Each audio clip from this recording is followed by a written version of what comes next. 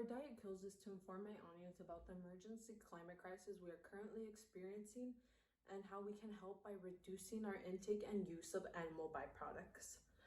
Growing up, my cousin and I had always dreamed of taking a road trip up to the National Sequoia Forest to stay at the cabin that our parents had stayed at when they were younger. The pictures our parents had taken were filled with enormous white trees, and the cabins were buried in snow, and the cars were barely even visible under all that white pillowy snow. Finally, after years of us waiting and of hours of endless driving through the hot winter day, we had finally reached the park. As we continued to drive up and around the mountain, the tall green trees began to get slowly covered in white dust. And when we finally arrived to the cabin, our delusion was shattered. As we pulled into the dry patch of land that was barely even covered in snow, but mainly just random flying trash and debris left behind by travelers, that winter wonderland that we had always dreamed about was no longer alive.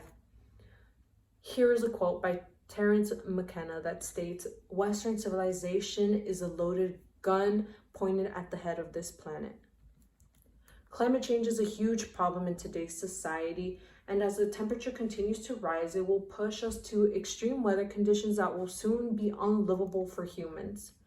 Every year we continue to experience hotter summers, and every year we reach record high temperatures all over the world. According to the Intergovernmental Panel on Climate Change, they reported dating back to 1850 that indicates the globe as a whole has gotten 0.8 degrees Celsius hotter, and it is expected to increase by 2 to 4.5 degrees Celsius in the future. Past, present, and future generations will begin to experience extreme conditions within the next 10 to 30 years. Generations will be lucky to only catch a glimpse of the catastrophic events that will soon torment and end our species as a whole if we continue to do nothing.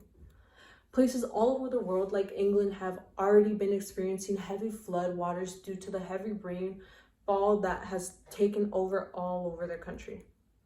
California has begun to experience more frequent droughts, which have only helped kickstart some of the most intense wildfires ever seen in the Jurupa Valley and the Topanga State Park. As we continue to have kids, our population continues to grow, and so will the demand for food, which will only push the need for deforestation and the destruction of our land for agricultural purposes like meat and the production of animal products. According to Caroline Kristen, she states in her article, "Meat consumption in the US is growing at an alarming rate, that Americans alone consume 274 pounds of meat every single year. Our consumption of meat pushes the demand for trees to be cut down, but we unknowingly push for the destruction of our world's natural air purifiers that help protect us from the toxic air we have created. But even worse are the conditions the soil is going to be left in after, unusable, dead, and stripped from its nutrients and minerals that will leave us with no food and ultimately worldwide starvation as well." According to Rodale Institute, they stated in their article, "Is meat ruining the planet?" During a recent flooding in North Carolina, ruptures in several factory farms polluted millions of gallons of hog waste into the soil, which was infected with antibiotics and insecticides that not only seeped into the soil, but it also contaminated the local water supply. But there's a solution. I believe that by implementing educational programs in an elementary classroom that teaches them about pollution and how their eating habits contribute to the problem, while also making them aware of plant-based alternatives, will make them more inclined to take action early on compared to the less open-minded adults who insist on bringing in children to the already dying planet. This lesson would consist of an hour-long section on environmental sustainability, followed by a cooking lesson on more nutrient-packed meals with less to no meat involved. This makes switching over to a more sustainable diet seem less overwhelming as opposed to simply doing it yourself. Some may argue that making children aware of pollution can lead them to becoming malnourished due to them attempting to recreate more sustainable meals, but instead ending up with unbalanced meals that lack necessary nutrients and vitamins to sustain their health. Of course, without proper planning, a vegan meal can easily lack necessary vitamins and nutrition needed. But with the help of this educational program, it will teach children about the various alternatives that can be combined in order to obtain a well-nourishing meal.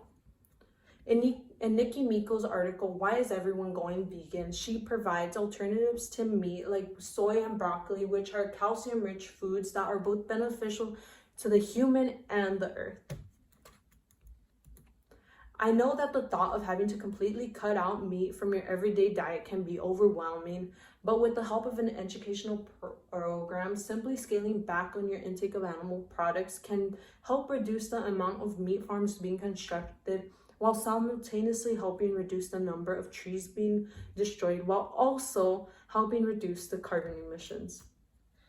According to Graham Lawton in his article, Climate Future Britain in Rocks, states that due to human influence, our Earth will experience never before seen weather conditions. Imagine a world where instead of having the ability to sustain ourselves with a plant-based alternative like a juicy Beyond Meat burger, civilization will be forced to sustain itself through small vitamin-packed pills because our soil is simply too dried up to even grow plants. Our days will be spent trapped inside, hiding away from acidic rain and dangerously toxic air. The once ever glistening ocean filled with marine life will become a giant sewerage of trash and man-made debris.